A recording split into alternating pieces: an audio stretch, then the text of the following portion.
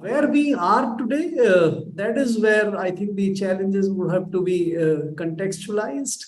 So we have, like, if you take current year's budget, we had about 40 lakh crores total expenditure. Something like 14, 15 lakh crores of that goes for funding the interest, pensions, and the mandatory transfers, over which the government doesn't have much control. So you have about 25 lakh crores of the budget, which is where the government has discretion to do it. The way it's working out so far is that many of those subsidies, especially the subsidies on the food side, subsidies on the fertilizer side, both of them have gone up by at least about 2 to 2.5 lakh crores over the budget estimate. So government's challenge is to find money for that. On the revenue side, the government has basically two sources. One, you have revenues, tax revenues primarily, and then you have the debt funding. So there has been good turnout so far in terms of both the corporate taxes as well as the indirect taxes, GST, etc. But by the time we have reached half year, there is now tapering, and my sense is that in next 6 months or the second half, the growth in tax revenues might actually start declining to some extent.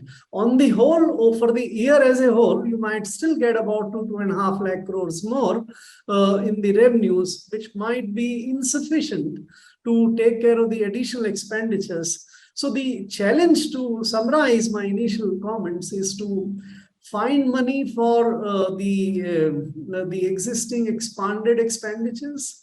And the government has huge interest in expanding the growth related expenditures as well.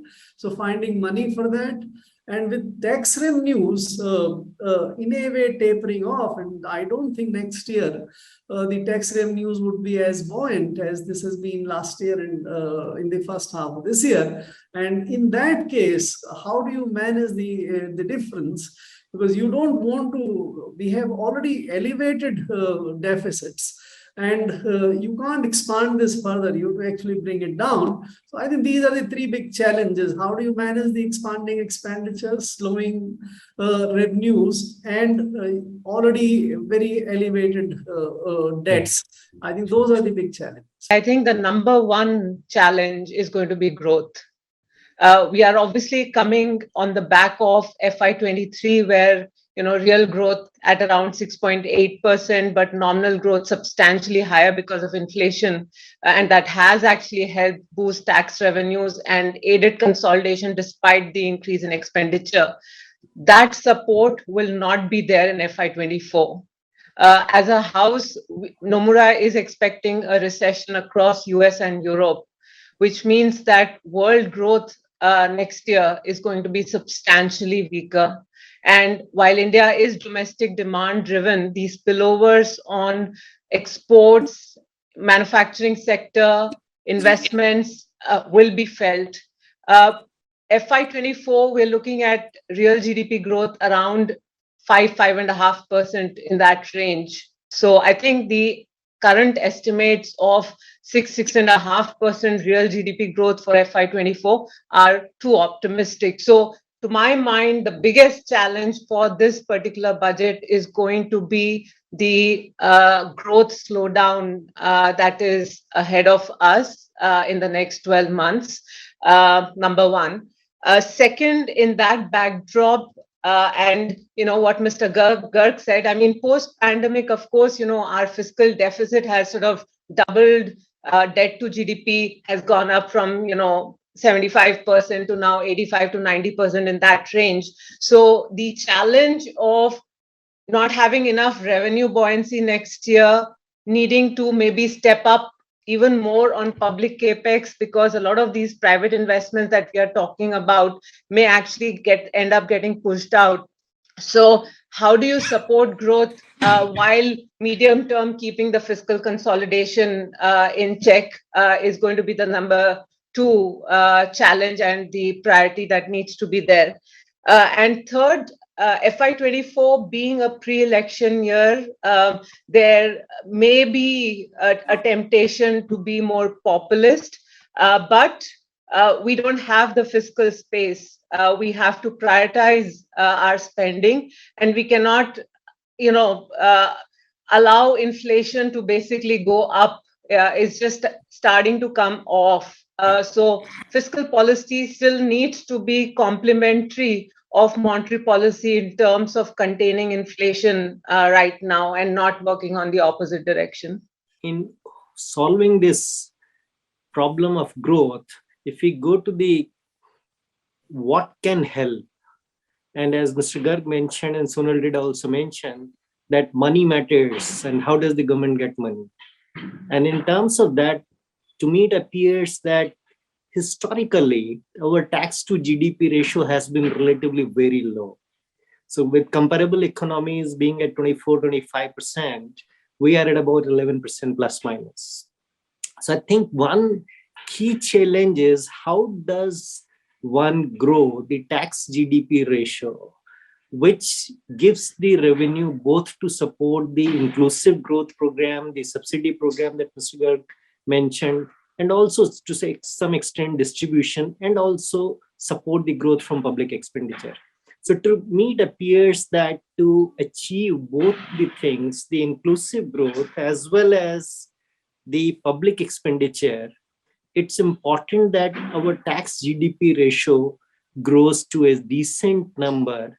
And there are very concerted efforts to make sure that we get a decent corporate tax, indirect tax, state tax, and GDP ratio, which is comparable and is commensurate with our economic realities. There are challenges to growth because of the global slowdown, as was mentioned by the other speakers. We have to prioritize growth, and even a slightly larger budget deficit is tolerable, provided the expenditure promotes growth. Infrastructure spending has promoted growth. The first thing which should be focused is jobs, jobs, and jobs. Point number two. All the rating agencies or all the financial bodies, including our own Reserve Bank, State Bank, or the global bodies, maybe IMF, World Bank. So they had predicted a growth of 6+%. Some predicted 6.3, some predicted 6.5, some predicted 6.7. But it is in the range of 6 to 6.7, 6.8%. And the same rating agencies are predicting an average inflation across the year is 7+%. So what we are achieving with this high level of unemployment and with 6+% growth and 7+% of inflation, think about a middle class family or a lower income group family, how they are surviving in this kind of economic system. So I think the second challenge, which I think is the consistent high level of inflation. I'm not saying it is only because of domestic reasons, but yes, domestic reasons are also important. They had contributed to it.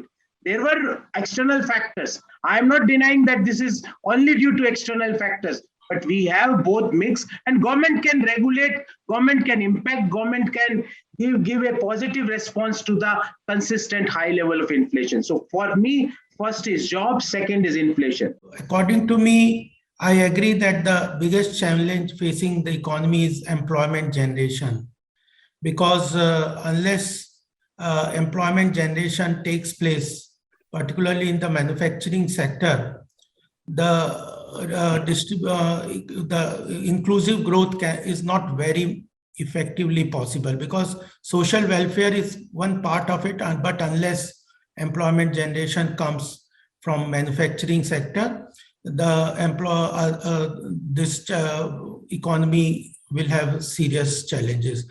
So therefore, our mainly focus is on the manufacturing sector, whether it is defense manufacturing, MSME, rural cottage industries, and through cooperatives or farmer producer organization value addition at the agriculture sector. These are the areas where we think important employment generation can come forward, and we also understand that for manufacturing sector to grow and investment in the private sector, we need certain demand creation. So government is working on the demand creation.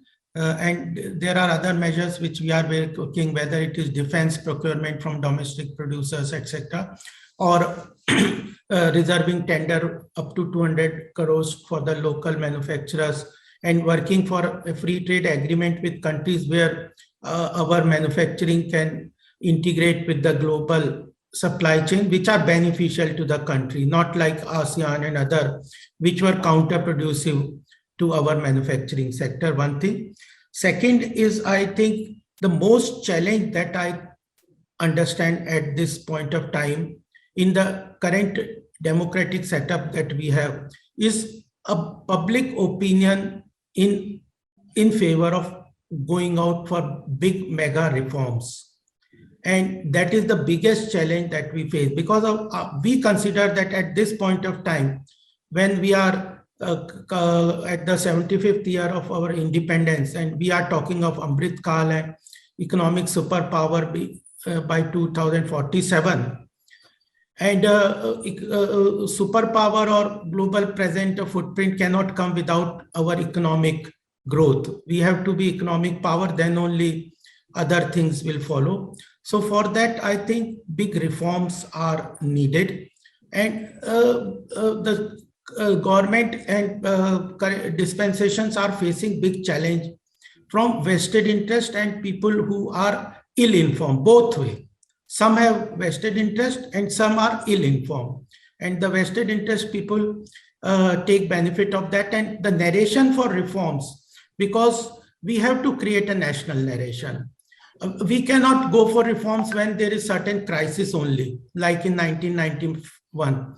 We have to be progressive and forward-looking. So the second biggest challenge, I think, is there should be from well-meaning people a consensus and understanding on the reforms and limitations of the government with the requirements of reforms. So that is the second challenge, I think. The third biggest challenge I find, where I have been visiting to many countries and other places also, there is a good investment avenue mindset for people to invest into India.